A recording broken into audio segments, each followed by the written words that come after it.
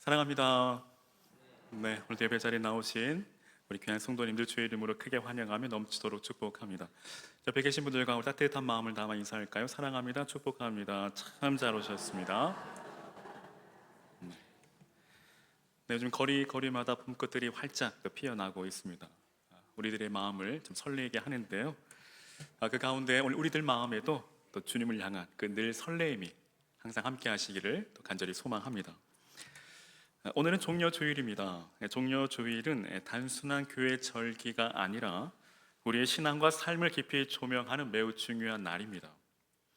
그러니까 종려주일은 예수님께서 예루살렘에 입성하신 사건을 기념하는 날입니다. 이 사건은 사복음서 모두에 기록되어 있는데 그만큼 중요한 사건이라는 것이죠. 그러니까 당시 이스라엘 백성들은 종려나무 가지를 흔들며 이렇게 외쳤습니다. 근데 왜 종려나무일까요? 그러니까 종려나무는 당시 승리, 기쁨, 왕의 입성을 상징했기 때문이죠.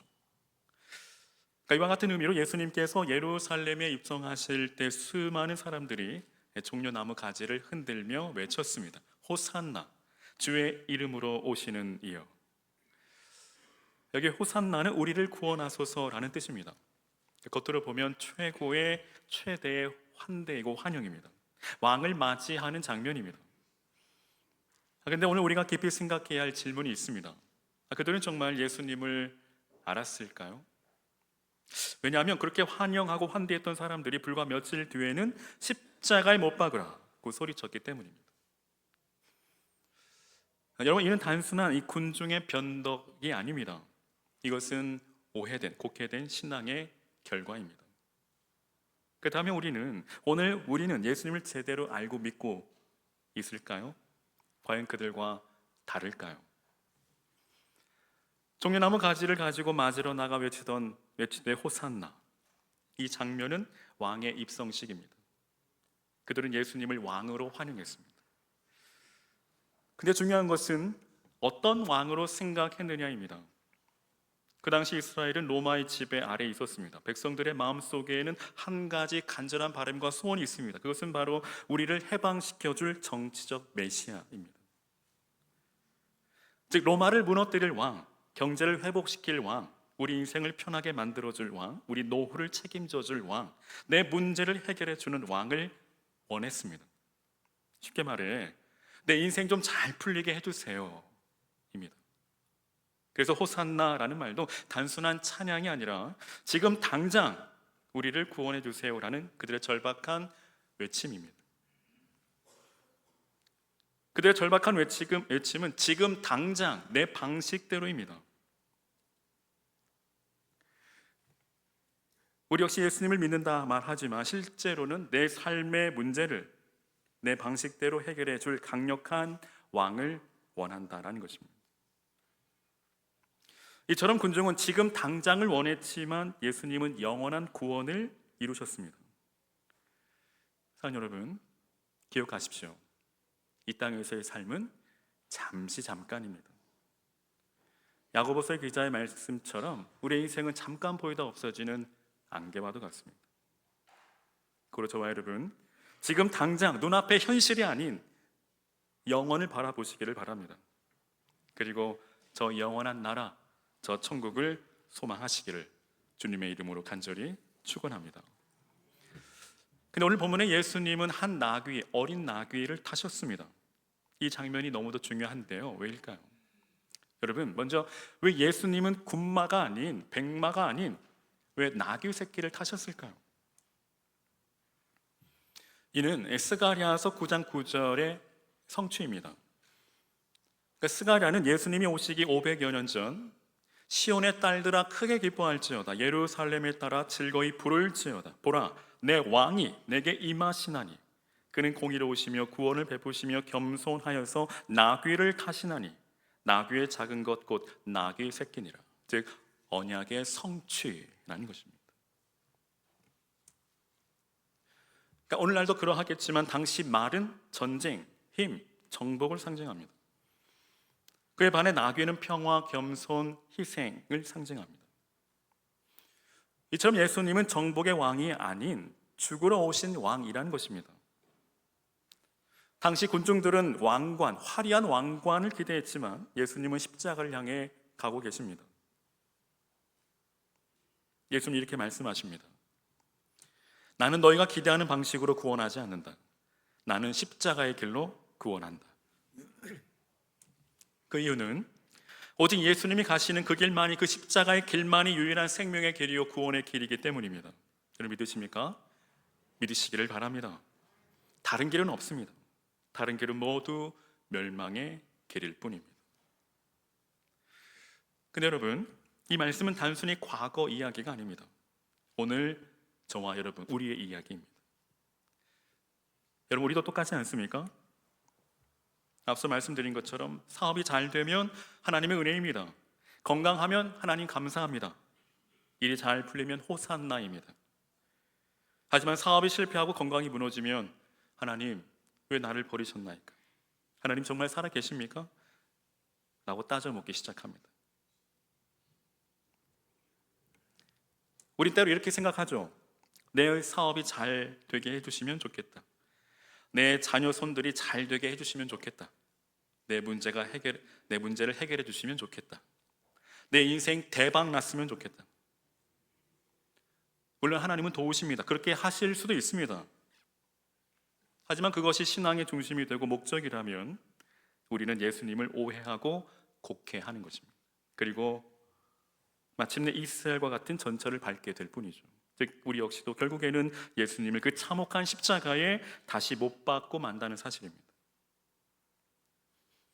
동상이몽, 예수님의 기대와 바람과는 전혀 다르게 오직 자신들만을 위한 기대와 바람으로 예수님의 그 예루살렘 입성은 많은 사람들을 흥분케 하기에 충분했고, 그로 인해 예루살렘 온 전역은 온통 축제의 분위기로 휩싸이게 됩니다. 하지만 그들은 예수님께서 이 땅에 오신 그 분명한 목적을 알지 못했습니다. 그들에게 예수님은 자신들을 로마의 속국으로부터 해방시켜줄 오직 정치적인 메시아로 여길 뿐입니다. 한마디로 자신들이 만들어낸 예수님을 영접하고 그 예수님을 왕으로 모시려 했기에 그 환영은 더더욱 열렬했습니다. 즉 예수님은 그들이 만들어낸 또 다른 우상에 불과했습니다. 그러나 중요한 것은 당시 무리들이 어떠한 이유로 예수님을 영접했든지 예수님께서 왕으로 입성하시는 것만은 분명한 사실입니다. 비록 백성들의 기대와 같이 정치적인 왕으로 오신 것은 아니었지만 예수님은 분명 백성들의 외침과 같이 주의 이름으로 오시는 왕의 입성입니다. 아멘이십니까? 아멘이 없으시네요. 앞서 말씀드린 것처럼 열렬히 예수님을 환영한 무리들은 결국 마태복음 27장 22절과 23절에 이렇게 반응합니다. 빌라도가 이르되 그러면 그리스도라 하는 예수를 내가 어떻게 하랴? 그들이 다 이르되 십자가에 못 박혀야 하겠나이다. 빌라도가 이르되 어찌미냐? 무슨 악한 일을 하였느냐? 그들이 더욱 소리질러 이르되 십자가에 못 박혀야 하겠나이다 하는지라. 예수님을 열렬히 환호하며 호산나 소리 높여 주님을 찬송하던 이스라엘 백성들이 오히려 예수님을 죽이라고 소리치고 있습니다. 이스라엘의 왕으로 영접했던 그들이 예수님을 십자가에 못 박으라 소리치고 있습니다. 예수님에 대한 태도가 왜 이렇게 돌변했을까요? 그것은 예수님에 대한 기대가 무너진 것에 대한 분노죠. 그들은 예수님에게서 자신들의 구원을 기대했습니다. 그들은 예수님이 누구신지, 예수님의 진정한 의도가 무엇인지 모르고 예수님을 따랐던 것이죠. 왕으로 모시려 했습니다. 진정 그들이 그토록 열렬히 예수님을 찬양하고 환영했던 것은 예수님께서 예루살렘에 들어오셔서 놀라운 능력으로 자신들의 그 바람과 소원을 들어주실 것으로 생각했죠. 그들은 예수님께서 나귀를 타신 의도나 하나님의 뜻을 전혀 생각하지 않고 예수님을 환호하고 환영했습니다. 여러분, 당시 이스라엘 백성들이 나귀를 타고 오시는 예수님을 진정한 메시아로 알았더라면 그들이 종려나무를 흔들며 주님을 맞이하기보다는 천부여 의지 없어서 손 들고 옵니다. 주님 앞에 두 손 들고 왕 대신 그 주님 앞에 철저히 항복하며 그 발 앞에 겸허히 엎드려야 했습니다. 자신들의 감정에 이끌린 환호와 함성이 아닌 주님 앞에 진정으로 애통하는 마음과 눈물로 호산나 찬송을 불러야 했습니다. 그들은 자신들의 겉옷을 벗어 길에 펴 놓을 것이 아니라 자신들의 죄를 고백하며 그들은 겉옷을 벗는 대신 그들의 가슴을 찢으며 애통하며 회개해야 했습니다. 이스라엘 백성들이 예수님을 진정한 메시아로 알았더라면 그들은 자신들의 죄를 철저히 자복하고 회개하며 자신들을 구원해 달라고 부르짖으며 눈물로 애통해야 했습니다. 근데 여러분, 가장 중요한 것은 바로 이것입니다. 사실 우리 역시도 참으로 변덕스러운 군중과 같은 존재이죠. 부정할 수 없습니다. 당시 이스라엘 백성들과 다르지 않습니다.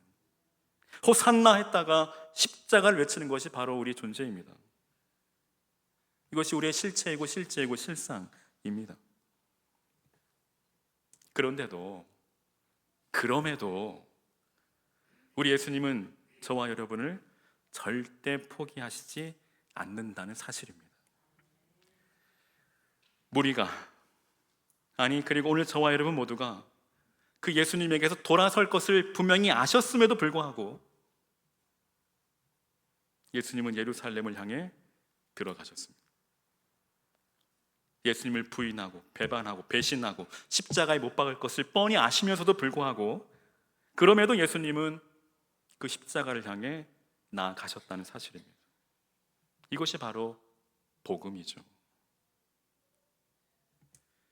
그렇다면 여러분, 왜 예수님 우리가 돌아설 것을 아시면서도 우리가 배반하고 배신하고 십자가에 못 박을 것을 아시면서도 왜 끝까지 그 십자가의 길로 나아가셔야만 했을까요? 종려주일, 예수님께서 이 땅에 오신 그 분명한 이유와 목적을 바로 알아 예수를 온전히 믿고 끝까지 따라가는 저와 여러분 되시기를 주님의 이름으로 간절히 축원합니다. 프랑스 이 실존주의 철학자 중 이 폴 사르트르라는 사람이 있는데 누군가 그에게 질문을 합니다. 인생이란 무엇인가요? 그 질문에 그가 답하기를 인생은 B와 D 사이에서 C다. 여기에서 B는 버스, D는 데스, C는 초이스입니다. 즉 인생이란 출생과 죽음 사이에서 선택이다라는 말입니다. 그럼 실제 우리의 삶은 삶과 죽음 사이의 선택의 연속이죠.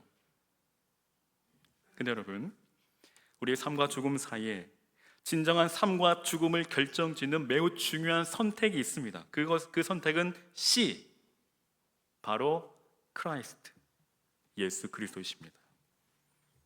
왜일까요?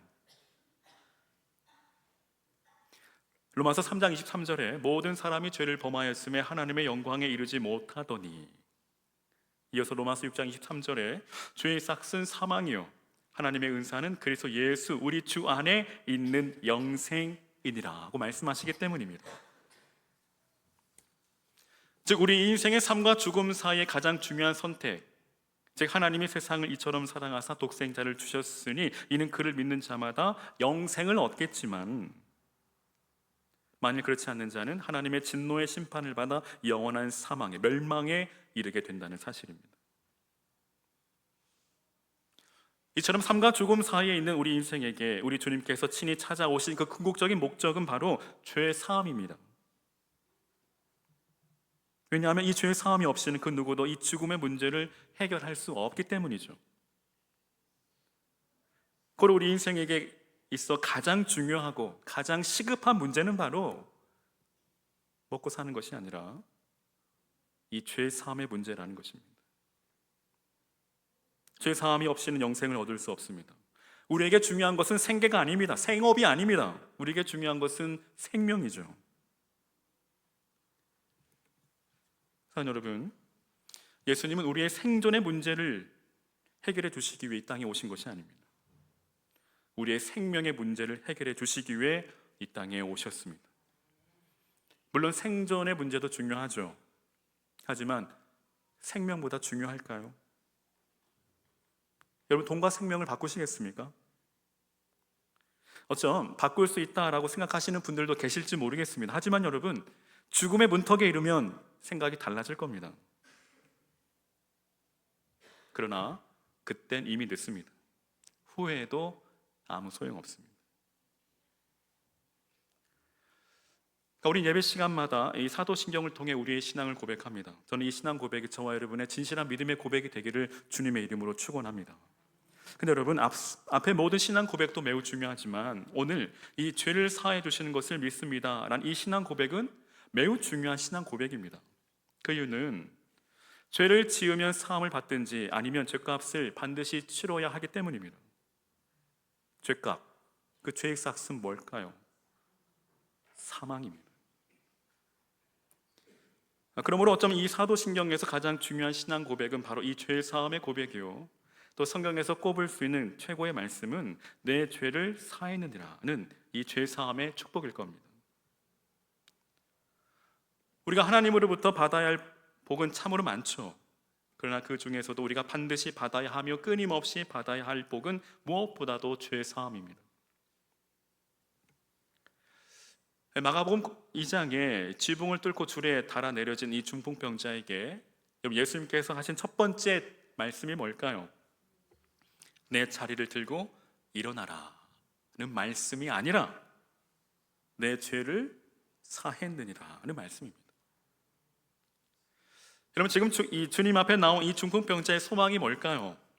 지금 이 중풍병자는 주님께서 자기의 질병을 고쳐주실 것을 잔뜩 기대하고 있었을 겁니다.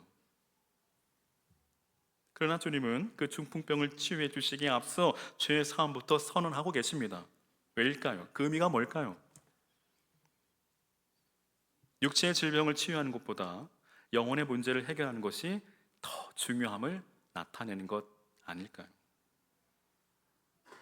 죄인된 우리 인생에게 가장 중요한 것은 그 무엇보다도 죄의 사함을 받고 죄에서 참된 자유를 얻는 것입니다. 왜냐하면 육체의 질병을 고치는 것은 잠시의 유익을 줄 뿐이지만 영혼의 문제를 해결하는 것은 영원한 유익을 주기 때문이죠. 어차피 우리 육신은 흙에서 와서 흙으로 돌아갑니다.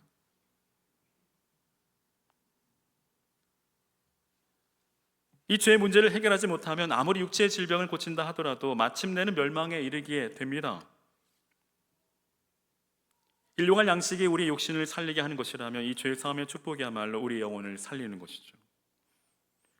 우리가 예수 믿는 것도, 교회에 나오는 가장 큰 목적도 바로 이 죄 사함을 받기 위함입니다.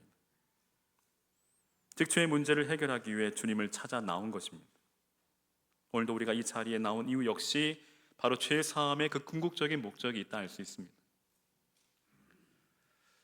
마태복음 11장 28절에 수고하고 무거운 짐진 자들아 다 내게로 오라 내가 너희를 쉬게 하리라. 예수님 말씀하시죠. 여기 수고하고 무거운 짐은 과연 뭘까요? 바로 죄짐입니다. 이 세상에서 가장 무거운 짐은 바로 죄짐입니다. 물론 우리의 필요했을 것, 우리의 일용할 양식을 구하는 것 중요하죠. 하지만 생명의 문제가 최우선이고 가장 시급합니다. 생존은 그 다음 문제죠. 일단 살고 봐야 되지 않겠습니까? 즉 가장 먼저 이 심각한 죄의 문제를 해결해야 한다라는 말입니다. 그 이유는 앞서 말씀드린 것처럼 죄의 삭은 사망이기 때문입니다.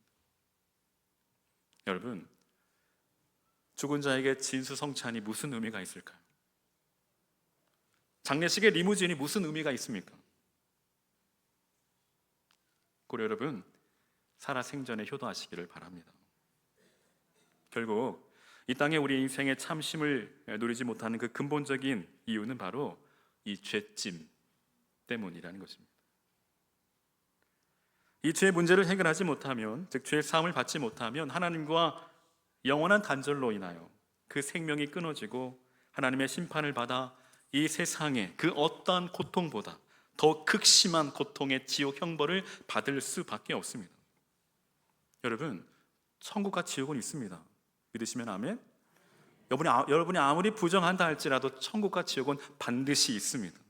그리고 그 믿음을 따라 우리의 행선지가 정해집니다.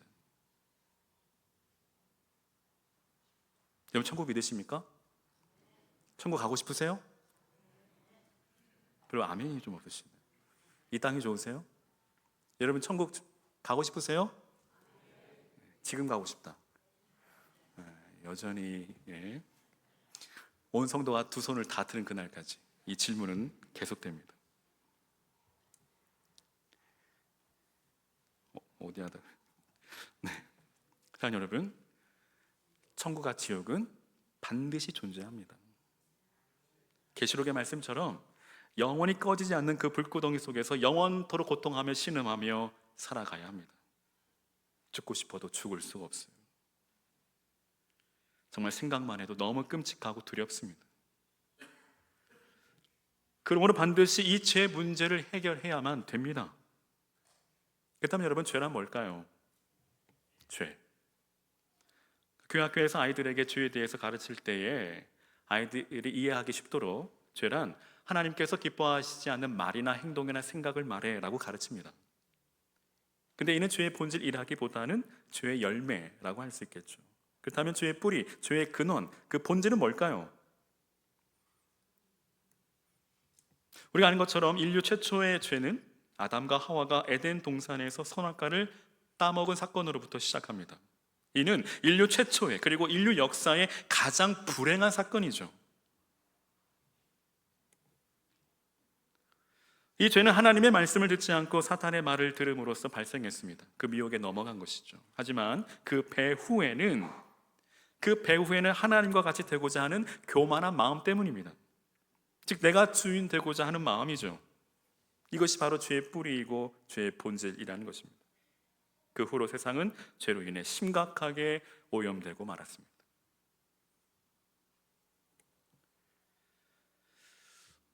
오늘 그 가운데 성경에서 죄라는 말은 이 5가지로 구분하여 사용되고 있는데 이것을 한글 성경은 모두 죄라고 번역하고 있습니다. 그 첫 번째가 바로 헬라어 이 하말티아로 이 관역에서 벗어났다라는 뜻입니다. 그러니까 우리가 양궁이나 이 사격 경기를 볼 때 이 관역의 주위에 몇 개의 동그라미가 그려져 있죠. 그리고 제일 중심부를 맞힐수록 높은 점수를 얻습니다. 근데 이 하말티아, 이 하타라는 말은 이 관역을 완전히 벗어나 다른 곳에 떨어져 버린 상태, 완전히 길을 잃은 상태를 말합니다. 즉 하나님께서 우리에게 원하시는 삶이 있는데 그 생각이나 행동의 그 반경을 완전히 벗어난 그 모든 행위는 다 죄라는 것입니다. 참고로 이 하말티아라는 단어는 이 창세기 4장의 이 가인과 아벨의 사건에 처음 등장하는데 오늘 7절에 내가 선을 행하면 어찌 낯을 들지 못하겠느냐, 선을 행하지 아니하면 죄가 문에 엎드려 있느니라, 죄가 너를 원하나 너는 죄를 다스릴지니라. 즉 하나님의 그 선의 기준에서 벗어나게 되었고 길을 잃고 말았다는 뜻입니다. 둘째는 이 파라바시스라는 말로 그어놓은 줄을 벗어났다라는 뜻입니다. 여러분 차가 다니는 이 도로에는 선이 그어져 있죠. 그러니까 운전자는 반드시 그 그어진 선을 따라 운전해야 할 의무가 있습니다. 특별히 이 정중앙에 그어진 이 노란 중앙선은 절대 넘어서는 안 됩니다. 생명선이죠. 그런데 이 파라바시스는 이런 모든 규정을 완전히 무시하고 중앙선을 넘어 역주행을 하고 차선을 지키지 않으며 아무렇게나 달리는 상태를 말합니다.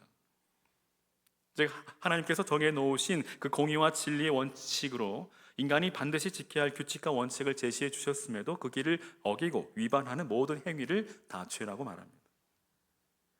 이 셋째는 이 파라푸토마라는 말로 이 말은 미끄러져 넘어졌다라는 뜻입니다.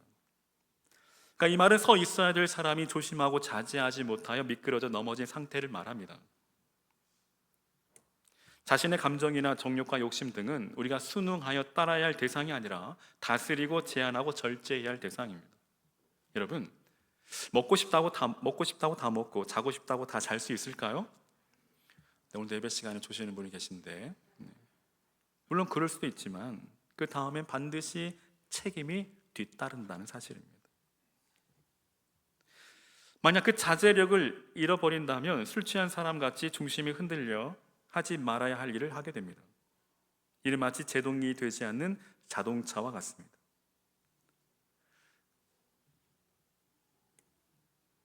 이처럼 자제력을 잃고 감정에 치우치고 욕심에 정욕에 치우쳐 미끄러져 넘어지는 것을 죄라고 말합니다. 넷째는 아노미아로 불법을 뜻합니다. 이것은 법이 없는 행위를 말하는 것으로 이건 역시 죄입니다. 여러분, 법 없이도 잘 살 수 있는 사람은 누구일까요? 법 없이도 잘 살 수 있는 사람, 강도나 도둑놈 아닐까요? 네. 즉 법을 지키지 않는 것을 뜻합니다. 여러분, 다섯째는 오해 일레마, 채무라는 뜻입니다. 그러니까 채무는 빚을 졌다라는 말이죠. 빚이란 당연히 갚아야 할 것입니다. 그런데 그것을 갚지 않으면 그 빚은 결코 줄지 않고 오히려 점점 늘어나게 됩니다. 그 빚이 그 사람의 목줄이 되죠. 여러분, 죄를 갚지 않으면 어떤 결과가 발생할까요? 마지막 날 심판대 앞에서 반드시 결산할 날이 온다라는 것입니다. 근데 중요한 사실은 결코 이 빚을 우리의 힘으로 갚을 수 없다는 사실입니다. 절망적이죠. 마태복음 18장에 예수님께서 1만 달란트 빚진 자 비유에 대해서 말씀하시는데, 이 1만 달란트는 지금의 가치로 수조 원에 해당하는 천문학적인 액수입니다. 그 이자만 해도 하루에 수천만 원에 달하겠죠. 근데 예수님께서 이 종이 1만 달란트를 빚졌다고 말씀하신 것은 도저히 그 돈을 갚을 수 없는 지불불능의 상태임을 말씀하시고자 하심입니다. 그리고 이 1만 달란트 빚진 자는 바로 다름 아닌 저와 여러분이라는 사실이죠.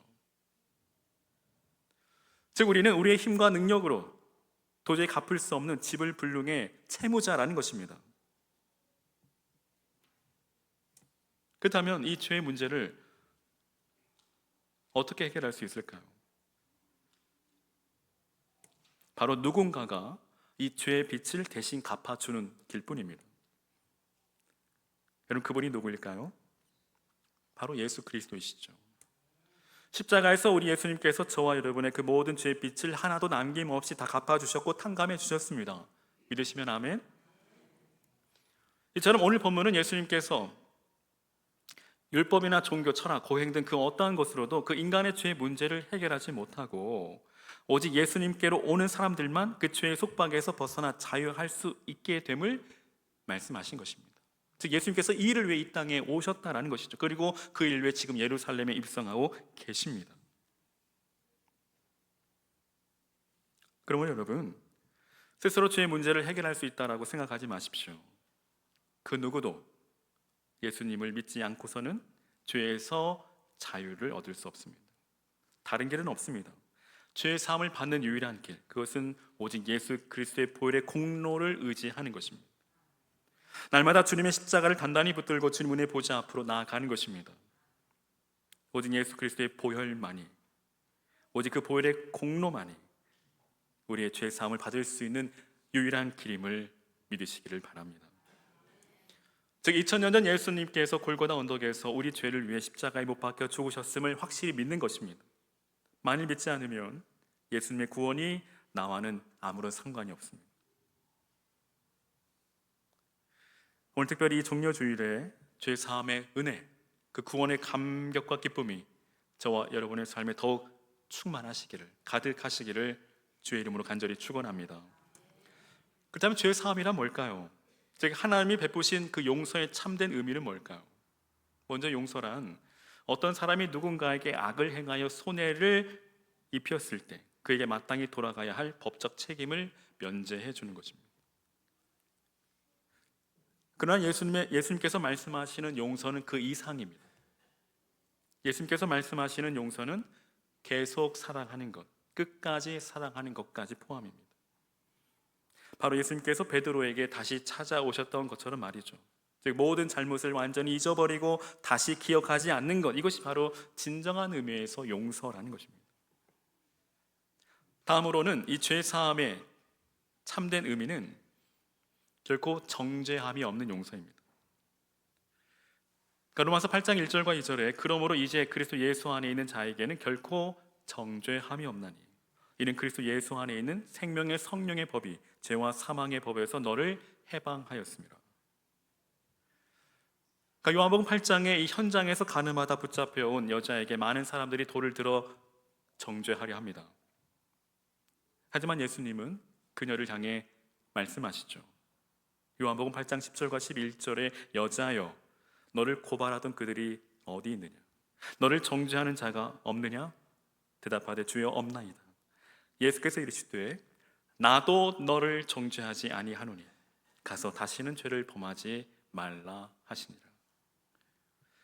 즉 우리 주님은 우리의 허물과 죄를 용서하실 뿐 아니라 결코 우리를 정죄하지 않는다는 사실입니다. 이것이 바로 우리를 향하신 우리 주님의 진정한 죄 사함 용서의 의미입니다. 오늘도 그 죄 사함의 은혜로 우리가 오늘 이 자리에 나와 하나님을 예배하는 줄로 믿습니다. 이제 말씀을 마치려 합니다. 사랑하는 여러분, 예수님은 우리의 죄를 구속하시기 위해 성육신하셨습니다. 그리고 그 구속의 은혜를 베푸시려 지금 예루살렘에 입성하고 계십니다. 진정 우리 예수님은 주의 이름으로 오시는 우리의 참된 왕이십니다. 그는 왕이시지만 우리를 위해 기꺼이 죽으셨습니다. 예수님의 십자가는 2000년 전 골고다에서 이루어진 역사적인 사건입니다. 그 누구도 부정할 수 없습니다. 그 십자가의 사건은 사랑의 절정이고 최고봉입니다. 예수 그리스도의 성육신과 그분의 십자가는 하나님의 공의와 사랑의 증표입니다. 우리는 십자가를 보면서 죄를 결코 용납지 아니하시는 하나님의 그 진노를 봅니다. 그러나 인간 스스로 죄를 용서받을 수 없음을 아시고 십자가에서 독생자 예수 그리스도를 희생하게 하셔서 우리를 사랑하시고 우리를 구원하신 것입니다. 사랑하는 여러분, 우린 주님께서 우리 죄를 사해 주셨음을 믿습니다. 근데 여러분, 이 말은 우리의 죄가 얼마나 심각한지를, 그리고 내가 얼마나 구제불능의 죄인이고 할 수 없는 죄인인지를 안다라는 말입니다. 중풍병자와 같이 우리의 힘으로는 아무것도 할 수 없는 죄인입니다. 또한 그 죄의 결과로 중풍병자와 같은 참으로 비참한 삶을 살아가야 하는 존재입니다. 근데 안타깝게도 이 죄는 방법이 없습니다. 즉 우리의 힘으로는 해결할 수 없다라는 것입니다. 죄의 싹은 사망입니다. 근데 여러분, 진정 웬 은혜이고 웬 사랑일까요? 진정 웬 은혜이고 웬 사랑입니까? 예수님께서 우리의 모든 죄값을 대신 담당하셨습니다. 우리의 모든 죄빛을 탕감해 주셨습니다. 어떻게 해요? 바로 우리 주님께서 십자가에 달려 피 흘려 죽으심으로 우리의 모든 허물과 죄를 사해 주셨습니다. 즉 우리 인생의 가장 중요한 이 죽음의 문제를 해결해 주셨습니다. 이것이 복음입니다. 근데 여러분, 예수님께서 오늘 우리의 이 죽음의 문제를 해결해 주셨다는 것은 그 밖에 우리 인생의 모든 문제들도 해결해 주신다는 것입니다. 사실 우리 인생의 모든 문제와 그 근본 뿌리는, 그 문제의 근본 뿌리는 이 죄의 문제로부터 시작된 것입니다. 죄가 발단이죠. 죄가 씨앗입니다. 그러므로 이 죄의 이 뿌리를 뽑지 않으면 우리 인생의 문제를 해결할 수 없습니다. 사랑하는 여러분, 우리 주님은 우리 인생의 이 심각한 죄의 문제뿐 아니라 우리 인생의 모든 문제의 해답이 되심을 믿으시기를 바랍니다. 그리고 저와 여러분, 지붕을 뚫고서라도 주님께 나아가시기를 바랍니다. 어떠한 방법과 수단을 가리지 말고서라도 예수님께로 나아가시기를 바랍니다. 그 길만이 살 길입니다. 우리 인생의 가장 크고 가장 중요한 이 죽음의 문제를 해결해 주신 주님, 즉 이 죄와 사망의 결박을 풀어주신 주님께서, 우리 인생의 모든 문제의 해답이 되신 우리 주님께서 저와 여러분의 인생의 그 모든 죄의 사슬뿐 아니라 우리 인생의 모든 문제의 그 결박들을 풀어주시고 그 가운데 참 자유와 참된 생명을 얻게 하시고 새로운 삶으로 초대하시고 인도해 주실 줄로 믿습니다. 여러분, 우리 주님은 진정한 왕이십니다.